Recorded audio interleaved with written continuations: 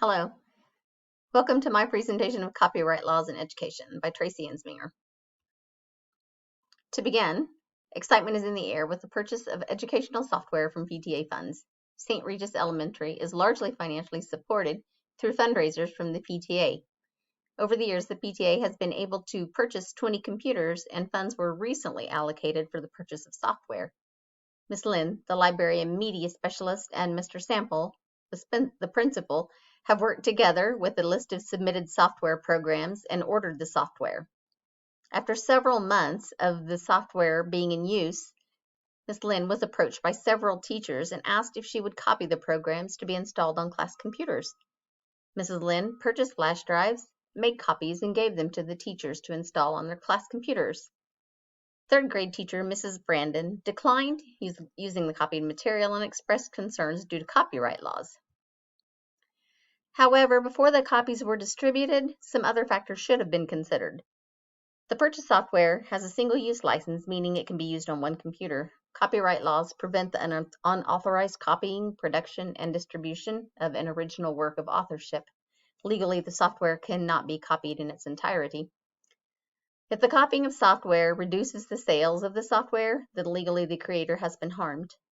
Since it is breaking the law to copy and distribute software purchased for single use, it is also unethical.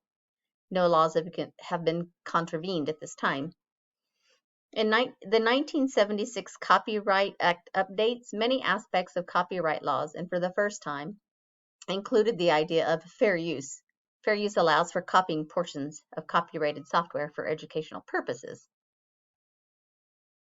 Let's sum up everything we've discussed so far.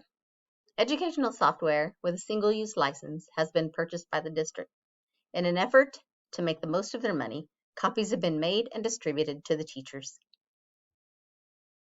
In addition to the aforementioned, media specialist Mrs. Lynn may not have a degree since we do not know what state the school is in. She may not be familiar with copyright and fair use laws. This is relevant.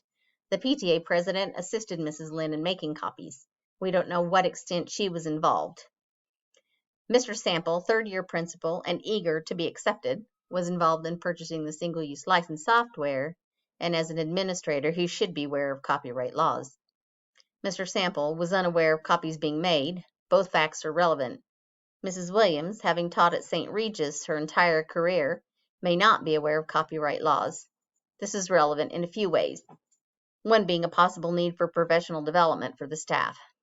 Mrs. Brandon, fairly new to the district, is aware of copyright laws, but perhaps not fair use. She also does not know much about the software has been copied for use in her classroom. St. Regis is a small K-8 school with 420 students, about 25 miles from the largest city. It's a rural school. Funds for the school come primarily from PTA fundraisers. As we continue to investigate the situation, we learn more about copyright laws. If Mrs. Lynn has violated copyright laws, a liability tort may have occurred, which is very damaging to the stakeholders. In regards to the tort, it may be negligent because of fair use laws. People that have an important stake in the outcomes are Mrs. Lynn, Mr. Sample, and the PTA president that helped make copies. The software producer has a stake if copyright laws have been violated. Not all relevant stockholders have been consulted.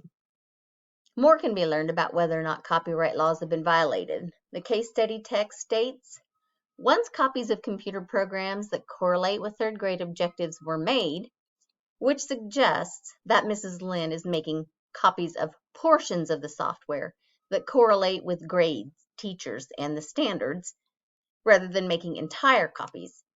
Making a copy of a portion of the software actually falls under the Fair Use Doctrine of the Copyright Act. Fair use states that teachers may reproduce portions of copyrighted material if it is used for educational purposes. An example would be being used in the classroom. Multiple assumptions were made in the case of potential copyright infringement. Mr. Sample made the assumption that Mrs. Lynn was making entire copies of the software and did not bother to clarify. There is a disconnect in communication between all of the parties, and many assumptions are being made. The assumption was made by Mrs. Lynn that copying the software and using it on other computers was okay. I believe that whether or not Mrs. Lynn has a media specialist degree or not, she should know copyright laws and fair use, and be able to express that knowledge in her effort to make the most use of the school's materials. The situation could be damaging to stakeholders in the event that copyright laws have been violated. The PTA volunteer assumed that making copies was okay. I assumed that the PTA volunteer is completely unaware of the copyright laws. Concluding the assumptions by the parties involved. Mrs. Williams accepted the copied material graciously, assuming it was okay to use. Mrs. Brandon did not accept the copied material due to concerns about copyright laws. Mrs. Lynn was verbally aggressive toward Mrs. Brandon at her declining the flash drive. I assume that the 3 staff members are not too familiar with fair use. Determining the best route to take, considering what we know. Mr. Sample could choose to do nothing about the extra copies that have been made. Comprehensively, Mr. Sample could collect all extra copies of the flash drives and destroy them. Liberally, Mr. Sample could leave the use of the copies up to each teacher's discretion, allowing them to take the risk. Intermediate strategies, Mr. Sample could contact the software maker and ask for purchasing a single or a multi-use license to cover the use of it in more than one computer. And once that has been done, he could then have Mrs. Lynn redistribute the copies back to the teachers. Another option would be that Mrs. Lynn could look at the computer lab schedule and maybe find a way that allows students to visit the lab more frequently. Let's consider the pros and cons of the options.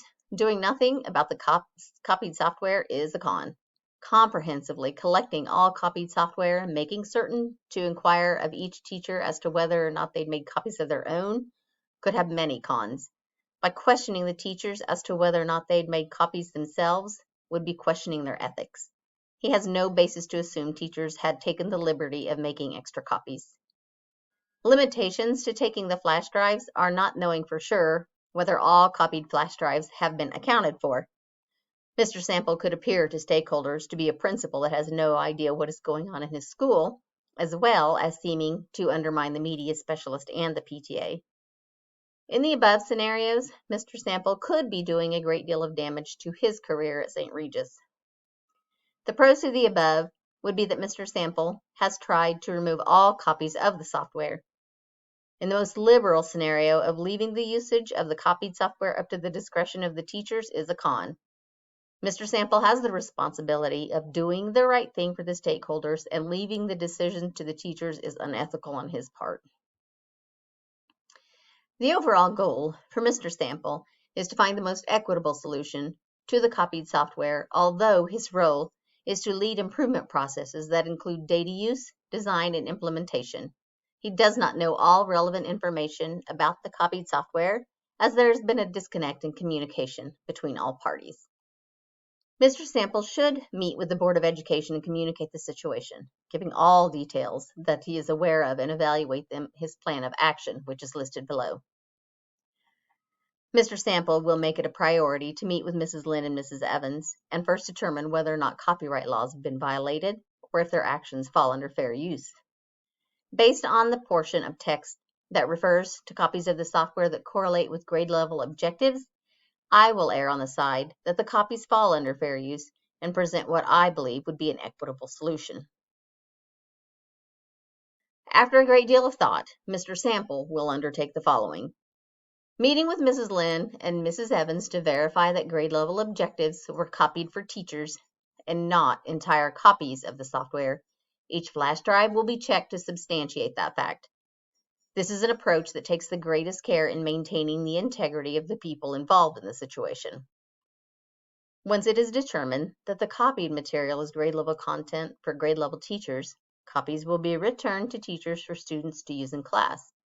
It is a priority to update stakeholder training on copyright laws and fair use. All key stakeholders have not been notified.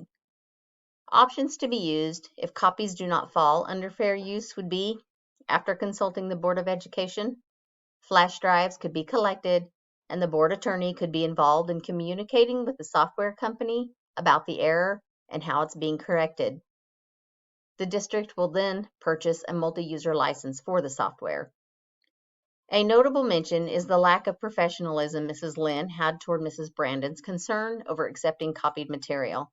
It may be necessary to require professional development on what professional etiquette looks like. And the closing act. The outcomes of the action plan have led stakeholders to the conclusion that it is time to collaboratively evaluate, develop, and communicate a school mission and vision design to reflect a core set of values and priorities. One may also conclude that the budget for school funds may need to be looked at to promote current and future success and well-being of each student and adult. I believe that the handling of the situation about the copied software can be done by Mr. Sample. Due to the breakdown of communication between staff, assumptions were quickly jumped to before all facts were established. That should be a lesson for Mr. Sample to be communicated to all of his staff. Transparency in communications can go a long way in extinguishing potentially volatile situations. Thank you for watching my presentation.